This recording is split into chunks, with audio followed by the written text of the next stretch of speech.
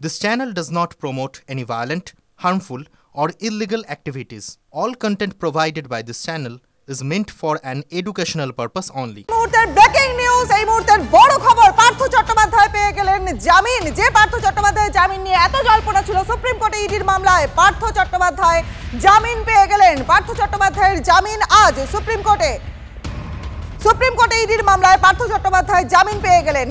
আজকের বড় খবর, এই মুহূর্তের বড় খবর, কথা বলবো আমাদের সহকর্মী জ্যোতির্ময় কর্মকার রয়েছেন আমাদের সঙ্গে। জ্যোতির্ময়, পার্থ চট্টোপাধ্যায়ের জামিন, কি কি তথ্য? দেখো, এই জামিনের ক্ষেত্রে যে শর্ত দেওয়া হয়েছে তা একটি বেনজির শর্ত, কারণ এর আগে এ ধরনের প্রেসিডেন্ট আমরা দেখিনি। এখনই জামিন পাচ্ছেন না পার্থ চট্টোপাধ্যায়। 1 ফেব্রুয়ারির মধ্যে তাকে জামিন দেওয়ার নির্দেশ দেওয়া হয়েছে এবং সেক্ষেত্রে কয়েকটি সুনির্দিষ্ট শর্ত বেঁধে দেওয়া হয়েছে। 31শে ডিসেম্বর বা ট্রায়াল কোর্টের শীতকালীন ছুটি পড়ার আগে চার্জ ফ্রেম শেষ করতে হবে। জানুয়ারি 2nd বা 3rd উইকের মধ্যে যারা সব থেকে সংবেদনশীল প্রত্যক্ষদর্শী, অর্থাৎ যারা উইটনেস রয়েছেন, যাদের জীবনের ওপরে হামলা হওয়ার সম্ভাবনা রয়েছে বা তথ্য প্রমাণ লোপাটের জন্য যাদের উপর চাপ দেওয়া হতে পারে, তাদের বয়ান রেকর্ড করতে হবে। এবং সব থেকে বেশি গুরুত্বপূর্ণ যে বিষয় তা হচ্ছে এক্ষেত্রে তিনি কোনো রকম অফিস, অর্থাৎ তিনি মন্ত্রী পদ নিতে পারবেন না, কিন্তু তিনি এমএলএ থাকতে পারবেন, কিন্তু যাবতীয় এই প্রক্রিয়া সম্পূর্ণভাবে 1 ফেব্রুয়ারির মধ্যে শেষ করতে হবে। অর্থাৎ কোর্টের এই প্রক্রিয়া শেষ হওয়ার পর এখনই সিবিআই এর কেসে, ইডির কেসে জামিন পাচ্ছেন না পার্থ চট্টোপাধ্যায়। তিনি তার জামিন বলবৎ হবে 1 ফেব্রুয়ারির মধ্যে, তার এই জামিন বলবৎ করতে হবে। জ্যোতির্ময়, তুমি আমাদের সঙ্গে থাকো। আপনাদের আরো একবার জানিয়ে দিই, সুপ্রিম কোর্টে ইডির মামলায় পার্থ চট্টোপাধ্যায়ের জামিন, এই মুহূর্তের বড় খবর, ব্রেকিং নিউজ। TV9 বাংলার পর্দায় দেখছেন আপনারা সেই খবর। 1 ফেব্রুয়ারির মধ্যে পার্থ চট্টোপাধ্যায়কে জামিনের নির্দেশ দেওয়া হয়েছে এবং সুপ্রিম কোর্টে ইডির মামলাতে পার্থ চট্টোপাধ্যায়ের জামিন, সুপ্রিম কোর্টের জামিন পেলেন পার্থ। 1 ফেব্রুয়ারির মধ্যেই জামিনের নির্দেশ। পার্থ চট্টোপাধ্যায়ের জামিনের তথ্য জানা যাচ্ছে, এতদিন ধরে যে পার্থ চট্টোপাধ্যায়ের জামিন নিয়ে টালবাহানা চলছিল, এর আগে অর্পিতা মুখোপাধ্যায়ের জামিন হয়ে গেছে এবং একে একে তৃণমূলের নেতাকর্মীদের জামিনের খবর পাওয়া যাচ্ছিল। বিজেপি নেতা জগন্নাথ চট্টোপাধ্যায় এই মুহূর্তে রয়েছেন আমাদের সঙ্গে। জগন্নাথ বাবু, TV9 বাংলায় স্বাগত। এই মুহূর্তের ব্রেকিং নিউজ আমরা TV9-এ দেখাচ্ছি যে 1 ফেব্রুয়ারির মধ্যে পার্থ চট্টোপাধ্যায়ের জামিন হবে। আজকে সেই জামিন মামলা শুনানির কথা জানা যাচ্ছে সুপ্রিম কোর্টে, কি বলবেন? দেখুন, জামিন হচ্ছে একটা আদালতের প্রক্রিয়া। কোনো মামলায় অভিযুক্তের অধিকার আছে জামিন চাওয়ার, আদালত তা বিচার করে দেয়। কিন্তু জামিন পাওয়া মানেই হচ্ছে যে অভিযোগ মুক্ত হয়ে গেছেন এমন তো নয়। তার ফলে যে ঘটনায় উনি চাকরি চুরির মামলায় যেভাবে জেলে আছেন এবং এই মামলাগুলিতে যত সর্বোচ্চ সাজা তার প্রায় 1/3 তার জেলে থাকা হয়ে গিয়েছে।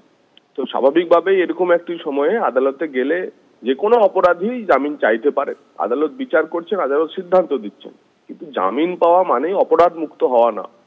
তার সাজা ঘোষণা পর্যন্ত আমাদের অপেক্ষা করতে হবে। আমরা চাইবো আদালতের নির্দেশে, আদালতের নজরদারিতে, যেহেতু সিবিআই ইডি এই চাকরি চুরির মামলা তদন্ত করছে, আদালত যাতে এই আদালতের প্রক্রিয়া, বিচার পর্ব যাতে দ্রুত শেষ হয়, এবার সেদিকেও নজর দেবে।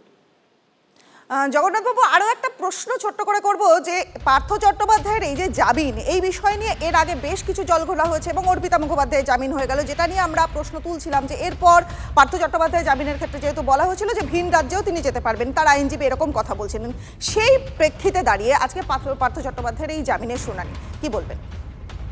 ভিন রাজ্যে কিনা জানি না, আমরা একটা অপা বাড়ি শান্তিনিকেতনে আছে সেটা জানি। তো ওনার বান্ধবীর জামিন হয়েছে। এখন উনি কলকাতার বাইরে গেলে প্রথম ওই অপাকে নিয়ে ওই বাড়িতে যাবেন কিনা আমি জানি না। কোথায় যাবেন জামিন পেলে, ভিন রাজ্যে না বিদেশে, সে তো আদালত ঠিক করবে। পাসপোর্ট জমা রাখতে হবে কিনা, জামিনের শর্ত হবে। তবে অন্য ঠিকানা বলতে আমাদের কাছে ওই শান্তিনিকেতনের বাড়িটার কথাই মনে পড়ে। জগন্নাথ বাবু, পার্থ চট্টোপাধ্যায়ের নামের সঙ্গে যে প্রভাবশালী তকমা, সেই প্রভাবশালী তকমা কিন্তু সেই তকমা থাকবার কারণেই তো এরকম ঘটনা বা এতদিন বিলম্বিত সময়টা লেগেছে এবং এই যে তকমাটা সেটা তো রয়ে গেল। উনি শুধু প্রভাবশালী নন, উনি ওজনদারও তো। ওনার তো যথেষ্ট ওজন ও যথেষ্ট ওজনদার মন্ত্রী উনি ছিলেন। তো আদালত নিশ্চয়ই জামিন দেওয়ার ক্ষেত্রে সেসব বিচার করবে। ওজন ঝরেছে কিনা দেখবে, প্রভাব মুক্ত হয়েছে কিনা সেসব দেখবে। তাই আদালতের প্রক্রিয়া নিয়ে বিশেষ কিছু বলার নেই। তদন্তকারী সংস্থা প্রয়োজনে জামিন বাতিলের জন্য উচ্চ আদালতে যেতে পারে। অনেক ধন্যবাদ জগন্নাথ বাবু। কথা বললাম জগন্নাথ চট্টোপাধ্যায় বিজেপি নেতার সঙ্গে। জগন্নাথ বাবুও বললেন একই রকমের কথা। আমাদের সঙ্গে আমাদের সহকর্মী সুজয় রয়েছেন এই মুহূর্তে আমাদের সঙ্গে। সুজয়ের কাছ থেকে আমি আবার একটু ডিটেলস, একটু ব্যাকগ্রাউন্ড, একটু আগের কথাগুলো জেনে নেবো। কি মামলায় গ্রেপ্তার করা হয়েছিল পার্থ চট্টোপাধ্যায়কে বা তাকে এই জামিনের এই যে প্রক্রিয়া দেওয়া হলো, সুজয়? দেখো, পার্থ চট্টোপাধ্যায়কে 2022 আগস্ট মাসে প্রাথমিক যে দুর্নীতি মামলা, সেই মামলায় ইডি গ্রেপ্তার করেছিল এবং পার্থ চট্টোপাধ্যায়কে প্রথমে তার বাড়িতে তল্লাশি চালানো হয় এবং সেখান থেকে বাড়িতে দীর্ঘক্ষণ তল্লাশি চালানোর পর মধ্যরাতে গ্রেপ্তার করা হয়েছিল এবং সেই মামলাতেই পার্থ চট্টোপাধ্যায় জামিন পেয়েছেন, অর্থাৎ ইডির যে প্রাথমিক দুর্নীতি মামলা, সেই মামলায় জামিন পেয়েছেন। কিন্তু পার্থ চট্টোপাধ্যায় জেল থেকে ছাড়া পাবেন কিনা বা জেল মুক্তি পাবেন কিনা সেটা নিয়ে একটা প্রশ্ন রয়ে গিয়েছে। তার কারণ সম্প্রতি সিবিআই তাকে প্রাথমিক দুর্নীতি মামলায় গ্রেপ্তার করেছে এবং সিবিআই তাকে গ্রেপ্তার করার পর তাকে যদিও জেল হেফাজতে রেখেছে, ফলে সেই মামলায় পার্থ চট্টোপাধ্যায় এখনো জামিন পাননি। ফলে পার্থ চট্টোপাধ্যায় যে মামলায় জামিন যে আদালতে গিয়ে সুপ্রিম কোর্টে গিয়েছিলেন, সেই মামলাটি হলো ইডির প্রাথমিক নিয়োগ দুর্নীতি মামলা এবং সেই মামলা যখন শুনানি শুরু হওয়ার আগেই সিবিআই তাকে প্রাথমিক নিয়োগ দুর্নীতি মামলায় গ্রেফতার করেছিল। ফলে সেই গ্রেফতারির ফলে পার্থ চট্টোপাধ্যায়ের একটা বড়সড় স্বস্তি অবশ্যই যে প্রায় 2.5 বছরের বেশি সময় পর অর্পিতা মুখোপাধ্যায় যখন জামিন পেলেন, তারপরে পার্থ চট্টোপাধ্যায়। তুমি আমাদের সঙ্গে থাকো, তোমাকে একটু হোল্ড করাচ্ছি। আমাদের সঙ্গে এই মুহূর্তে রয়েছেন সিপিএম নেতা সুজন চক্রবর্তী। সুজন বাবু, আপনাকে টিভি9 বাংলায় স্বাগত।